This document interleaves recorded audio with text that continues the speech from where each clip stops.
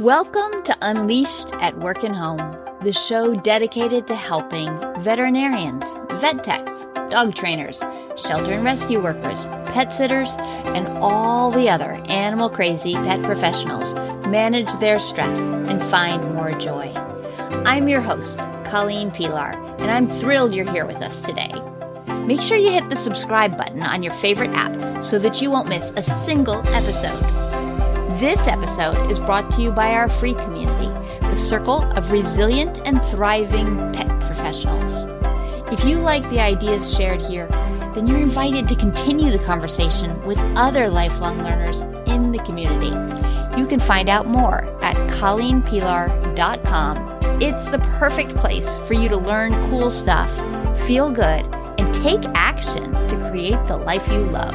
Come join us. Welcome back to Unleashed at Work and Home. My guest today is Maggie Marshall. Hello, Maggie. Welcome to the show. Thank you so much, Colleen. Great to be here. I'm so glad to have you today. So can you tell me a little bit about your work? What kind of pet professional are you? What do you do and what's special about that? I have been a dog trainer for 15 years, and I would say I focus on the family dog.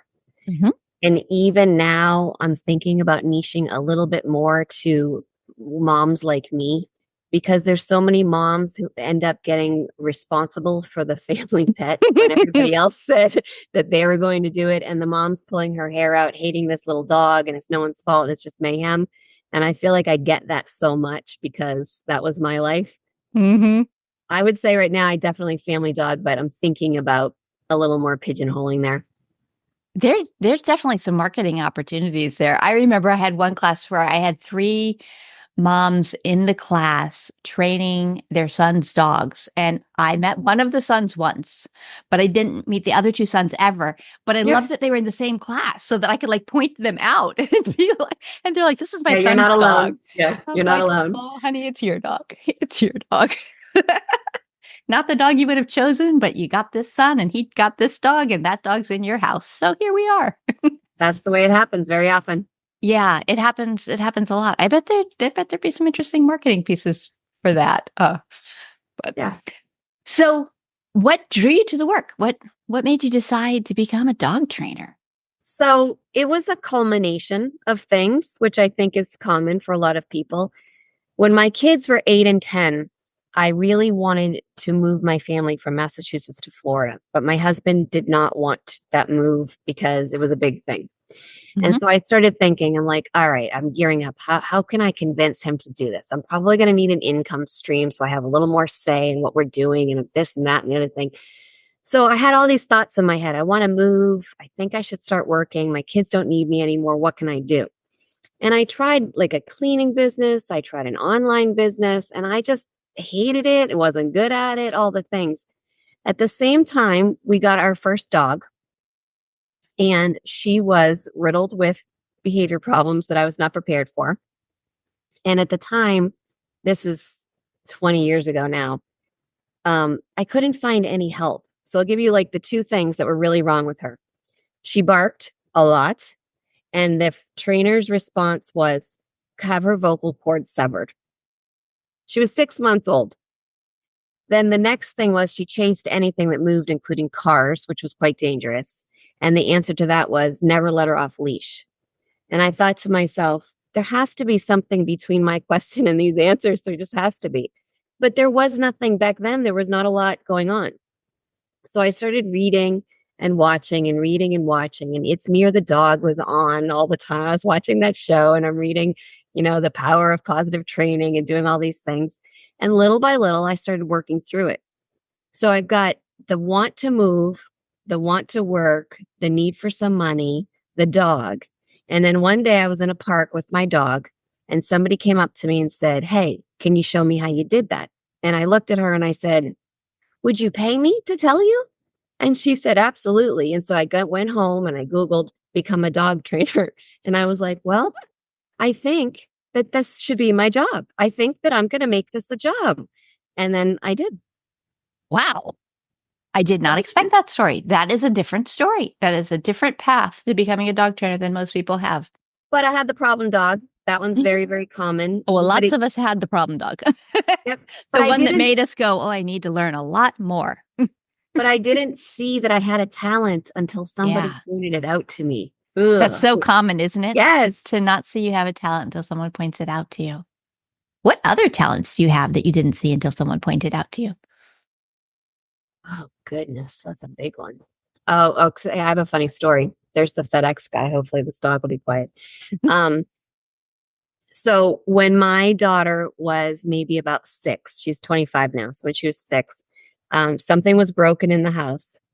And I said, put that aside. Daddy will fix it when he gets home. And she said to me, yes, because Daddy's good at fixing things. And I said, yeah, he really is. And she looked at me and she said, Mommy, what are you good at? And I said, well, I'm good at taking care of you. And she said, that's not a thing. And it made me stop. And I went, I don't know. But back then, I don't think that I valued what I was doing because a 6-year-old didn't value it. I was like, I don't know. But I do think I am a very devoted mom and grandma. Mm-hmm. I think I have a very disciplined personality, which apparently is not very common, that if I say I'm going to do something, I do it. And once I plug it into my mind, I'm good to go. So I would say those are kind of little superpowers. Really. Yeah, absolutely. Absolutely. And isn't it interesting that that amazingly powerful gift of caring was seen as that's not a thing? Because that's kind of the messaging. The cultural messaging is around that's not a thing. And yet it does seem to be a superpower for the people in our profession of noticing what others need and how to make sure they get what they need. Well, it's not as tangible as fixing things. It's not as tangible, but I think definitely we have to start looking at it as, because it takes a lot of self-sacrifice to care for another being, to be aware of what somebody else needs and put yourself aside and not forget about yourself completely while you're doing it. It's hard. Yeah. Well, there you go. There's one of our themes, and not forget about yourself while doing it. So tell me, how do you not forget about yourself when you're doing all of your work and make sure that you still prioritize what's important to Maggie and taking care of Maggie? So I'm 51 now, and I just figured it out this year. I did not know at all. In fact, the answer to your question is I didn't. I was not a priority in my own life or anybody else's life for about 50 years. Mm-hmm. That sounds about right. Yeah, it took me that long to figure out. I guess it took me that long to get tired enough to go, something's giving, something's got to give, and it's me. And so only this year, this has been a tumultuous year in my life. You know, when you say, like, what are the top life stressors? Mm-hmm. I have had all of them except divorce. All of them, multiples of them. And it's just been one of those times where I've had to really sit back and analyze everything. And I've spent this particular year probably dumping more time, more money, and more resources into myself than I ever have in my whole life. And it's difficult because when you are on the back burner forever, you feel guilty that, oh, I can't spend that. Oh, I can't. Oh, that's ridiculous. And there's what's to show for it. And, you know, I've just been thinking my life is half over and I want to do the second half much, much differently. And I need the resources and the time to figure out how I'm going to do it. It's like I have to go back to learn how to be a human being for the second part of my life. Mm-hmm. I have to go back and learn how to be a human being for the second half of my life. I got stuck with what I thought was the right thing to be doing. And I realized this isn't working. It's not making me happy. I'm tired and I'm unhappy and I'm wrecking everything. And so I don't want to do that anymore. And I think it is a lot of, you know, I'm sure everybody says the same thing, your childhood trauma and your public messaging. But mostly it's that you just get so busy just trying to survive life that you no longer think and process at all. You're just chugga. And then finally I had a very, very severe dog bite that stopped me in my tracks and was like, you're going to sit still and you're going to deal with it and you're going to look. So I had to. I was forced. Yeah. And that's unfortunate. And also what a gift. Like, Yeah. I see it now. I did not see it until very recently that it was what needed to happen to me. so you said you spent time and money and resources. You've spent more time, money, and resources on yourself in the past year than ever before. And I don't want to know what it was you've done. I want to know what impact it had that you did it. So at now, after having spent time and money and resources on yourself, how do you know that that was such a good use of your time, money, and resources? What's different on the inside for you? Or on the outside? Um, Doesn't have to be. What's different? well, I'm down a pant size. That is easy to say. That's one thing. I'm healthier than I think I've ever been in my life. I was going a bad way. And now I'm physically healthier. Um, but I would say, I'm definitely not done because it's very new. I'm in the And you won't ever be done in theory. Like, but it really comes down to a simple thing for me. Instead of me thinking, what does fill in the blank want? What can I do? It's Maggie, what do you want to do? What do you want to do with the situation in front of you? What do you want to do? And I used to really think that it was just completely selfish and wrong to think about myself. But it's like on the airplane when they say, get the oxygen mask on yourself or you're not going to be any use.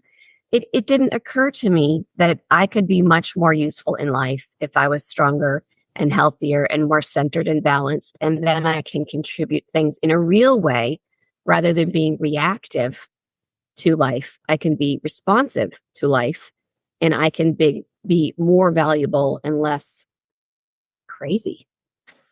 yeah. Really. And that is indeed the one big insight most of us get when we finally do, for whatever reason, stop and take stock and go, oh, I need to change things, is that we suddenly realize, oh my gosh, I could be so much more valuable and contribute in a different way if Yep. I'm not running myself ragged. And it's shocking, isn't it? Yep. Like that whole feeling of like, oh, it's so Mm-hmm. selfish to think, what do I want? But no, no, It's it's the most necessary. powerful thing we can do. Yeah. One of my, But it's also, as a mom and a grandmom, I realize like I need to show that. I can't show that I'm a dish rag on the ground. That's not who I want you to become. I want you to become somebody strong and healthy and valuable. And so I have to model it. Mhm. And so you've mentioned being a grandma. How old are your grandchildren? She is 8.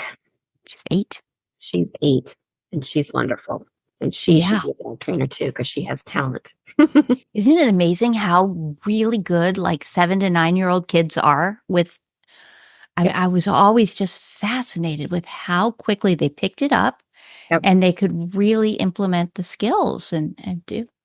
Yep. So an 8-year-old, that's awesome. I have a 2.5-year-old granddaughter, and it's just fascinating to see the conversations we have and to watch how her brain is learning, Mhm. processing everything, and just this, I don't know, just like leaning into what she wants. Like she knows what she wants, and we lose that over time.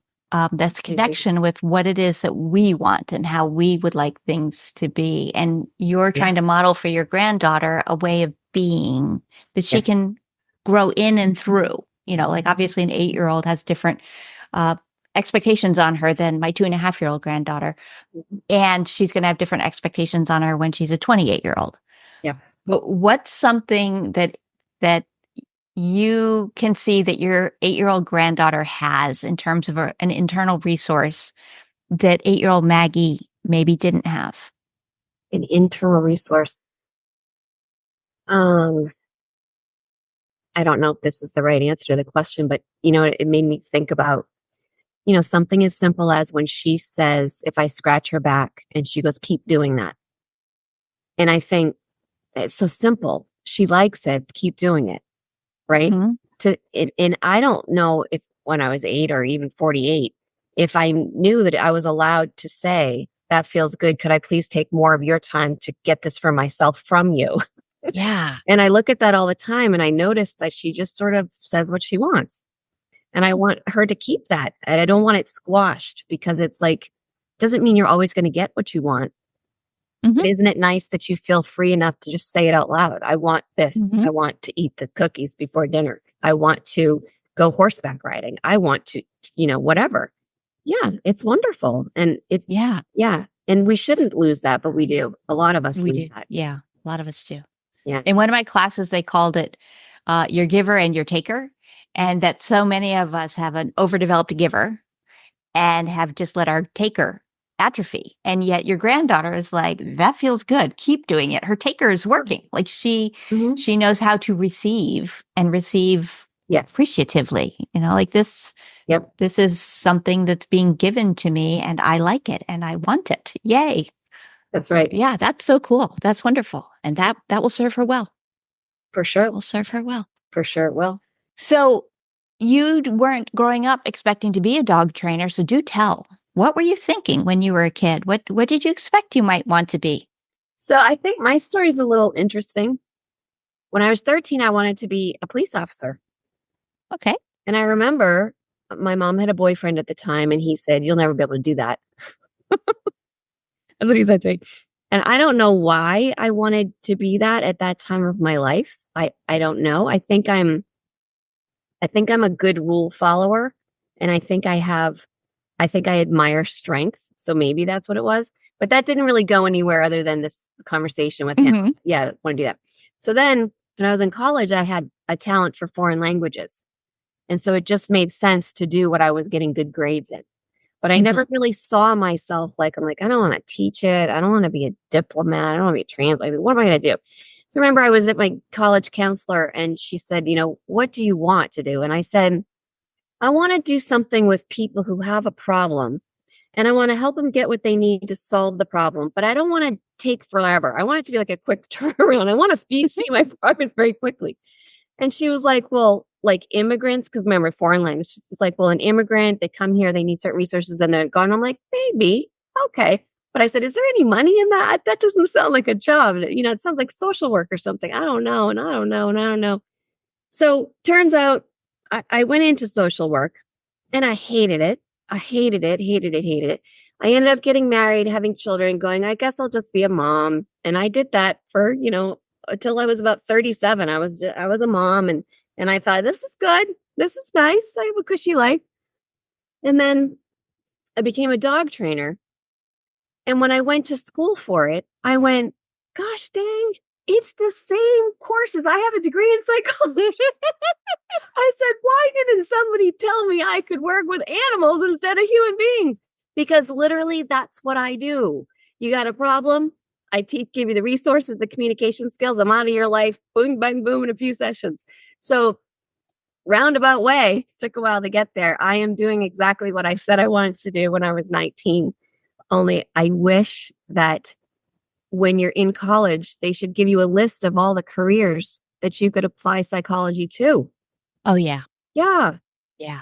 Because I think that would have appealed to me. I think I would have said I could see myself doing it because I always loved animals, always.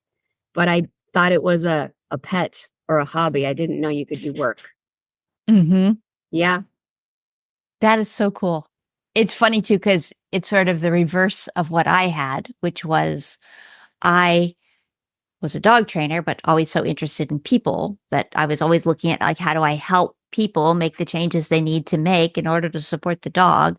And so when I cross-trained to go into coaching and positive psychology, and they're going, oh, in this book, and this book, and this book. And I was like, well, I read that one. I read that one. I read that one. I read that one.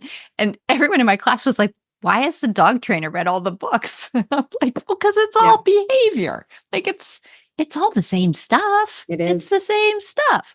I mean, humans are more complicated in that we make meaning out of some things in ways that can help us and can hurt us. And so learning some skills around that is really helpful. But most of our behavior is really driven by the limbic system and how we feel about things. And that's true for dogs. So if we can just sort of understand how to notice things that way. But it is very, very similar stuff. Very similar. But humans resist the change, whereas a dog Mm.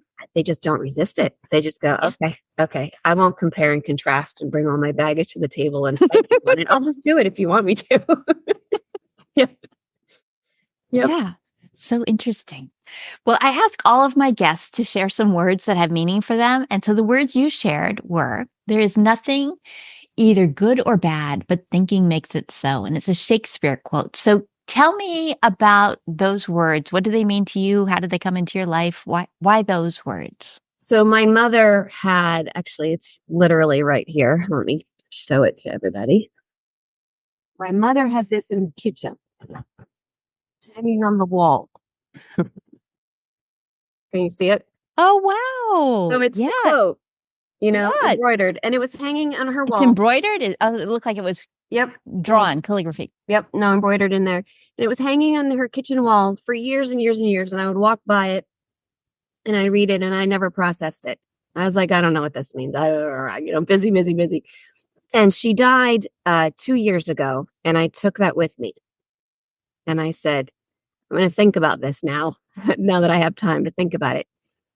And for me, it's meaningful because I grew up in a very rule judgy, shoulda, woulda, coulda lifestyle. Do you know that if you do this, you're good, and you do this, you're bad, and you da. And I was just stuck on it. And I believed that if I do the good things in life, good things will happen to me. And it turns out that that's not at all true. It's just simply not true.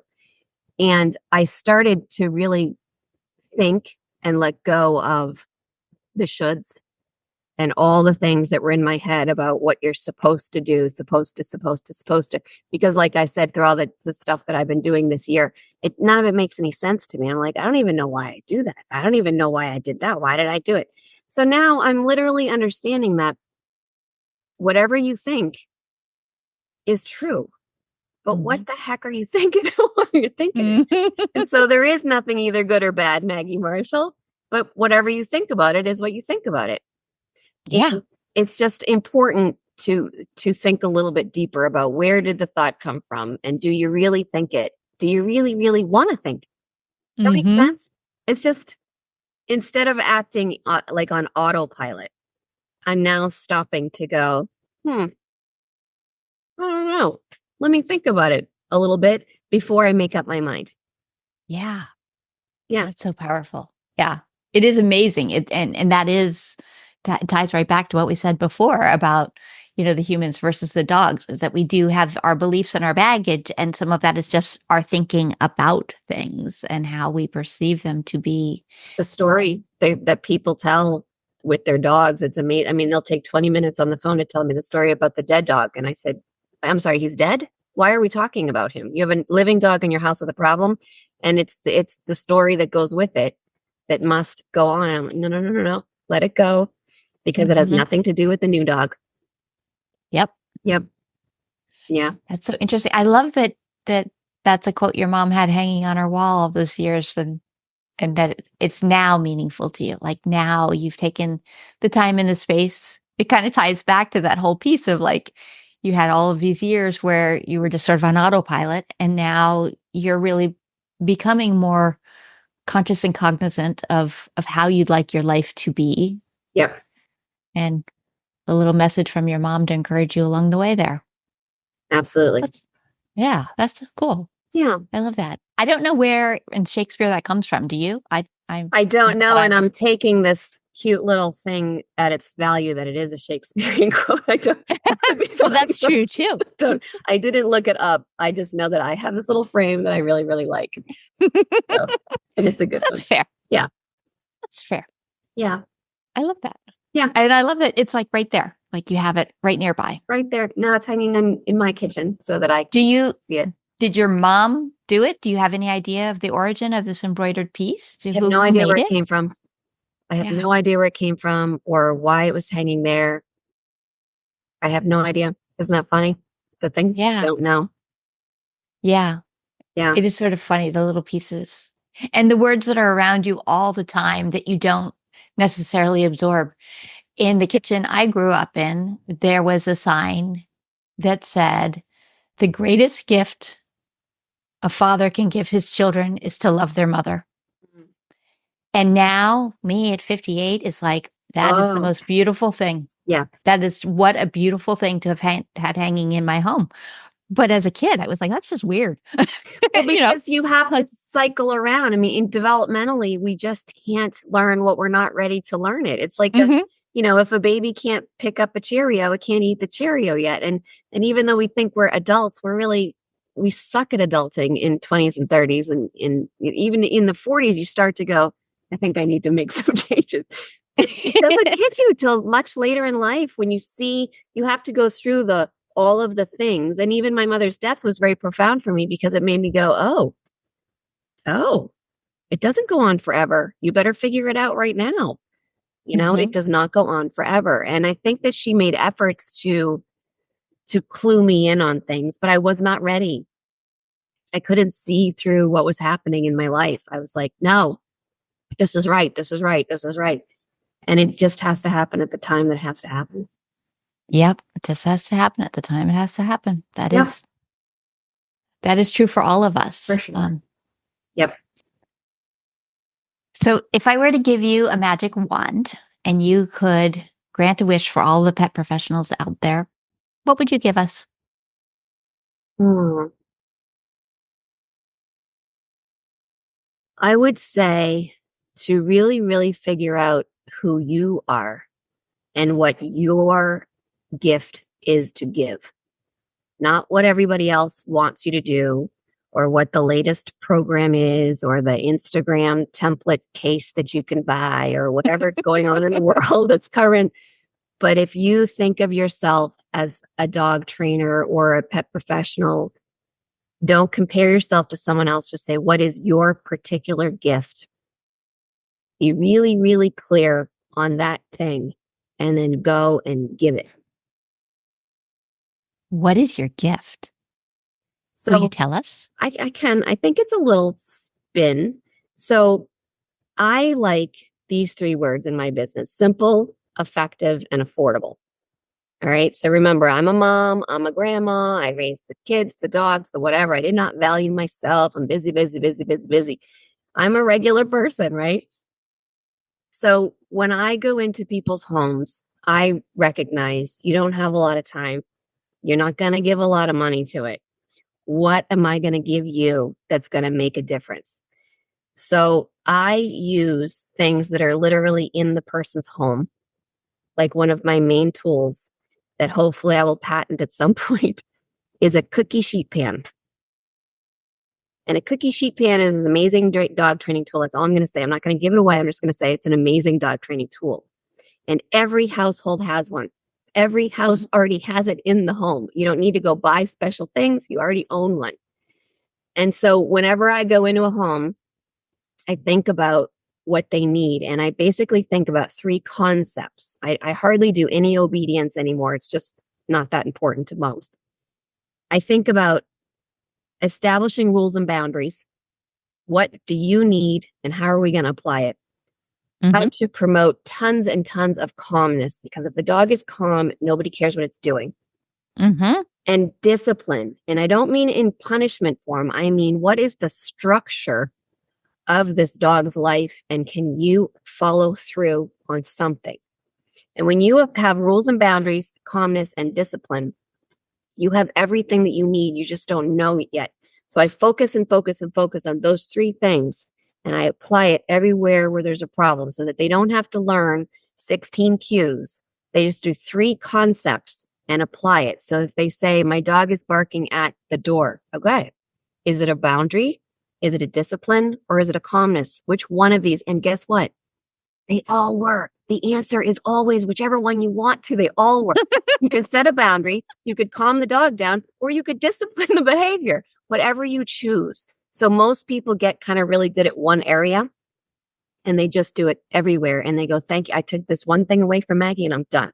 And I say, all right, so I'm never going to be really wealthy because I'm kind of in and out of the house pretty quickly. But that's what I focus on more is concepts, quick effectiveness, and simple, simple tools. Yeah.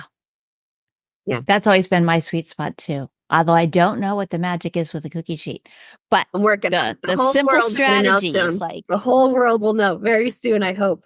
Well, awesome. Yeah. That's awesome. That's so fun. Well, this has been such a treat talking to you today. If people wanted to learn more about you and your work and, to be notified when the amazing cookie sheet answer comes out, how could they do that? So my website is pretty simple. It's maggiedogtraining.com. I'm located in West Palm Beach, Florida, so I cover that county. My resume, all the stuff about me is on my website, and there's a newsletter where I put all my updates. So if somebody wants to know, they can just join it. I'm active on all the social media by my name. And one more thing I'm just super, super proud of, so I'm going to put it out there. So I moved from Jacksonville a year ago, and I left my business to my son, who is also a dog trainer now in Jacksonville. So my little legacy is living on there. So he's awesome also, but I just wanted to plug him just a little bit because all the same stuff that I do, he's doing it. And so I just feel like it's, we're in North Florida and South Florida now. And so the message is getting out. We're covering the family dog. That's awesome. Yeah. That's awesome. Thanks so much for talking to me today, Maggie. This was really a fun conversation. Good. I'm so glad. Thanks for having me. Thanks for listening to Unleashed at Work and Home. I invite you to come learn more at colleenpilar.com, where you can be steady, be strong, and be long.